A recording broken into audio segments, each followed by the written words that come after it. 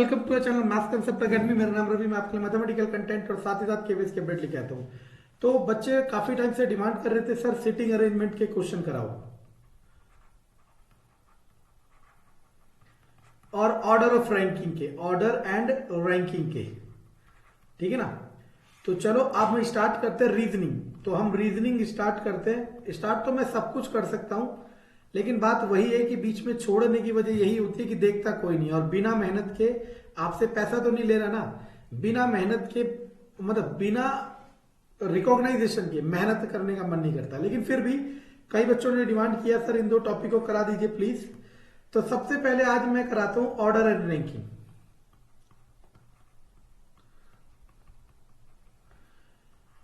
इसकी मैं दो क्लास कराऊंगा, एक आज कराऊंगा क्लास और एक कल कराऊंगा। और ये दो क्लास अगर आपने अच्छे से देख ली, अगर आपने दोनों क्लास अच्छे से देख ली, तो ये मेरा ओपन चैलेंज है, this is my open challenge कि आप कोई भी क्वेश्चन किसी भी एग्जाम में आया हुआ, बस बैंकिंग के पीओ लेवल को छोड़ देना, क्योंकि वो एक अलग लेवल है, ठीक है ना। और ये ना सोचे हमें नहीं आता, हमने तो कैट लेवल तक का भी रीजनिंग कर रखा है, ठीक है ना। हमारी बात को ऐसे ना सोचे जैसे आप सोच रहे हैं, ठीक है। तो क्लास 1 में मैं आपको सारे कंसेप्ट बताऊंगा, सारे फॉर्मूले बताऊंगा और सारी पॉसिबिलिटी बताऊंगा। और क्लास 2 में मैं सारे क्वेश्चंस कराऊंगा। तो अगर आप क्लास 1 बहुत अच्छे से समझ लेते हैं, तो क्लास 2 में आप सारे क्वेश्चन आसानी से समझेंगे। और उसके बाद आपके पास जो भी मटेरियल हो, मैंने ये तो नहीं कहा ना मुझसे खरीदो, कहीं से खरीदो, कहीं का भी मटेरियल हो, आप सारे क्वेश्चन डेफिनेटली कर लेंगे विदाउट एनी एरर। समझ आ रहा है। एक्चुअल में पता क्या था, एक्चुअल में ना बात सिर्फ इतनी सी थी कि अगर आप किसी भी चीज को उस तरीके से देखो जिस तरीके से वो है एक्चुअली, तो वो बहुत आसान है। लेकिन हम क्या करते हैं, अब हम किसी भी चीज को किस तरीके से देखते हैं, हम किसी भी चीज को उस तरीके से देखते हैं जिस तरीके से कोई और दिखाता है। समझ आ रहा है मैं क्या कह रहा हूं। अब आप कहोगे आप भी तो दिखा रहे हो, मैं आपको एग्जैक्टली वही तरीका दिखाऊंगा जो उसका एक्चुअल तरीका है। चलो स्टार्ट करते हैं। जैसे समझ लेते हैं A B C D E F G, ये इतने लोग हैं। कितने लोग हैं? 7।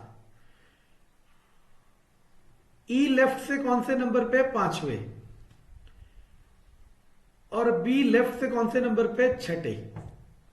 इसी तरीके से A B C D E F G, C कौन से नंबर पे लेफ्ट से? 3rd। और डी कौन से नंबर पे लेफ्ट से? 3rd। यानी कि अगर आप इन दोनों को जोड़ देते हो, 5 और 6 11, लेकिन जने कितने हैं बच्चों? 7। अगर इन दोनों को जोड़ देते हो, 3 और 3 6, लेकिन जने कितने? 7। तो आपने क्या देखा, आप डायरेक्टली ऐड नहीं कर सकते, क्योंकि आपको जब तक ये ना पता चले, इस वाले केस को हम लोग कहते हैं ओवरलैप, क्योंकि ये वाला इधर चला गया और ये वाला इसको पार करके इधर चला गया, और इस वाले केस को कहते हैं नॉन ओवरलैप। बस इस टॉपिक में सबसे चैलेंजिंग चीज यही होती है कि आपको क्वेश्चन में बताएगा नहीं कि कौन ओवरलैप है कौन नॉन ओवरलैप है, आपको खुद ही पता लगाना पड़ेगा कि कौन सा वाला ओवरलैप है और कौन सा वाला नॉन ओवरलैप है। और जिसने ये चीज समझ ली, ये चीज क्या, जिसने ये टॉपिक अच्छे से समझ लिया, वो इजिली बता देगा कि कौन ओवरलैप है और कौन नॉन ओवरलैप है, और वो चीजों को बहुत आसानी से डील कर लेगा। चलो अब 1 बाय 1 में एक एक एग्जाम्पल, प्रैक्टिकल एग्जाम्पल से समझाऊंगा, फिर फॉर्मूला बनाऊंगा, और आप अगर ढंग से देखोगे तो बहुत मजा आएगा। और चलो पहली चीज, जैसे मान लो इसे मान लो A B C D E F G, इन तरीके को देखोगे ना, कई लोग कहते हैं कि सर हमने डायरेक्टली फॉर्मूला याद कर रखा है। भाई याद कर रखा है, बहुत अच्छी बात है, मैंने भी याद कर रखा है, लेकिन जिसको तरीका पता है, पेपर में इन केस अगर वो कोई फॉर्मूला भूल जाए तो वो तभी बना सकता है। मान लो सी डी की राइट से पोजीशन 4th थी, सॉरी लेफ्ट से, और डी की राइट से पोजीशन 4th है, तो आपने 4 + 4 कितना हो गया? 8, लेकिन जने कितने? 7। ऐसा इसलिए हुआ क्योंकि डी जो है ना वो 2 बार काउंट हो गया, एक बार लेफ्ट से और एक बार राइट से, यानी कि केस नंबर 1 मैं यहां लिखता जाता हूं। Case number 1, if same person counted from left and right, sorry, then total equal to left plus right -1। अब ये -1 क्यों किया आपको समझ आ गया ना, क्योंकि हमें इसकी लेफ्ट से राइट से 2 पोजीशन पता है, इन दोनों को जोड़ोगे तो 8 आ गया, लेकिन एक्चुअल जने 7 है। वो इसलिए क्योंकि ये डी जिसको कैलकुलेट कर रहे हैं ये 2 बार पता चल गया, इसलिए हमें इसमें से एक कम करना पड़ेगा। ये आ गया सबसे पहला फॉर्मूला। और लिमिटेड फॉर्मूले हैं, लिमिटेड फॉर्मूले, लेकिन बात वही है कि आपको समझ आते हैं नहीं आते हैं, ठीक है। दूसरा केस समझते हैं। दूसरा केस समझते हैं कि A B C D E F G, मैं बार बार कह रहा हूं, मैं ये बता क्यों रहा हूं बना के, मैं चाहता तो डायरेक्ट ये फॉर्मूला करता और क्वेश्चन लिख देता। ऐसे बहुत बच्चे हैं वो कहते हैं सर मैंने सीटिंग अरेंजमेंट या ऑर्डर रैंकिंग कर लिया है लेकिन मुझे समझ नहीं आता है। बच्चा इसलिए क्योंकि आपने उसको फील नहीं किया, आपने बस याद किया है। आप समझना, मान लो इसकी पोजीशन ई की पोजीशन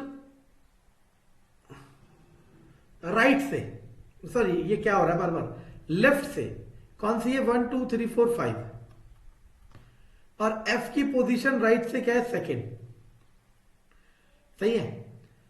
अब इनके बीच में कितने लोग आ रहे हैं, एक भी नहीं आ रहे, इसे कहते हैं M, M for middle person. बीच में कितने लोग आ रहे हैं, एक भी नहीं।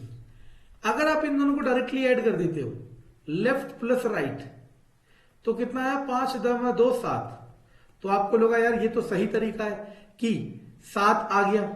अब एक चीज सुनना, A B C D E F G, C की लेफ्ट से पोजीशन है थर्ड, एफ की लेफ्ट से पोजीशन है सेकेंड, और इनके बीच में कितने लोग आ रहे हैं, 2 लोग।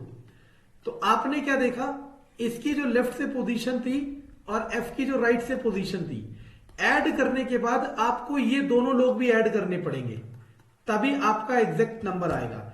एक्चुअल में ऐड तो हमने यहां पे भी किए, लेकिन यहां पे मिडिल पर्सन कितने थे, 0, इसीलिए कोई फर्क नहीं पड़ा।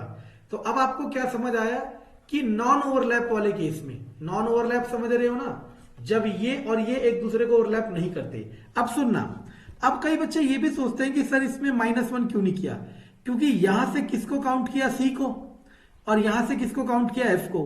किसी को भी 2 बार काउंट किया नहीं किया, किसी को भी 2 बार काउंट किया नहीं किया, तो इसीलिए यहां पे कोई माइनस नहीं हुआ, और बीच वाले लोग जो काउंट नहीं हुए थे उन्हें ऐड करना पड़ा। तो केस नंबर 2 जो बनेगा वो बनेगा नॉन ओवरलैप के लिए। इसमें टोटल का फॉर्मूला हो जाता है left plus right plus middle.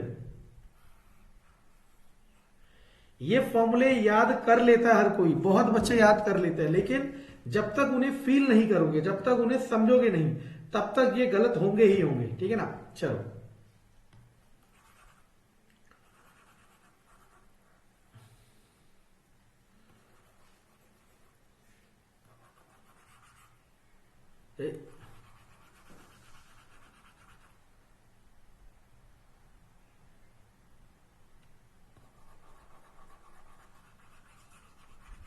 तीन फॉर्मूले और सारे क्वेश्चन कर सकते हो।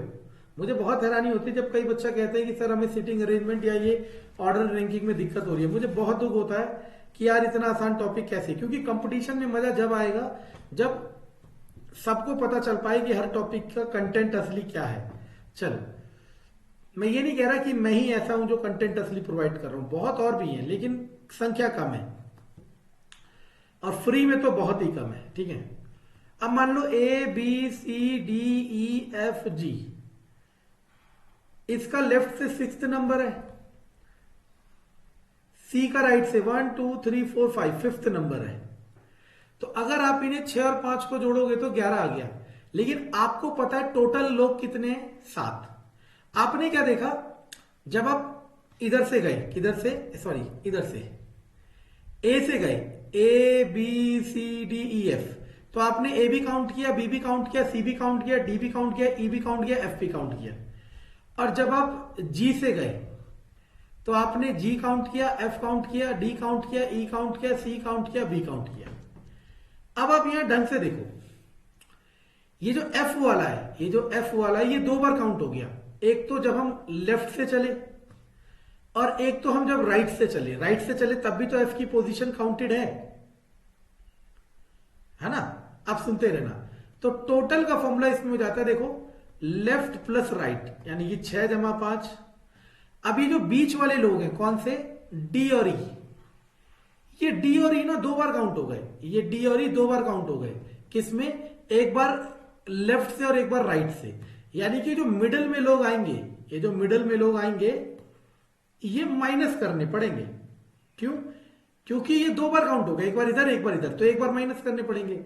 और मैंने क्या कहा था, ये एफ जो है 2 बार काउंट हो गया, एक बार इधर से चलते हुए और एक बार इधर से। क्योंकि जब हम जी से सी की तरफ जाएंगे तब भी तो एफ को काउंट करेंगे 1 2। इसी तरीके से सी भी 2 बार काउंट हो गया, एक बार राइट से और एक बार लेफ्ट से। तो इसमें -2 हर बार करना पड़ता है। तो क्वेश्चन देख लो, मान लो उसने कह दिया कि जो राम की पोजीशन है वो लेफ्ट से 35th है और श्याम की जो पोजीशन है वो राइट से मान लो 41 है, ठीक है ना। और उनके बीच के लोग देगा, क्योंकि अब देखो, या तो मिडल वाले लोग देगा तो टोटल पूछेगा, और टोटल पूछेगा और टोटल देगा तो मिडल वाले पूछेगा, दोनों एक साथ मिसिंग नहीं होंगे। और कह दिया बीच में मान लो 7 लोग हैं सपोज, ये तो मैं रैंडमली क्रिएट कर रहा हूं। तो टोटल का फॉर्मूला क्या लगाओगे, लेफ्ट वाले, लेफ्ट से जो नंबर है वो, राइट से जो नंबर है वो, और मिडल में जो लोग हैं उन्हें माइनस करोगे और -2 करोगे। तो केस नंबर 3 ओवरलैप वाला, इसमें होता है टोटल का formula left plus right minus middle person -2।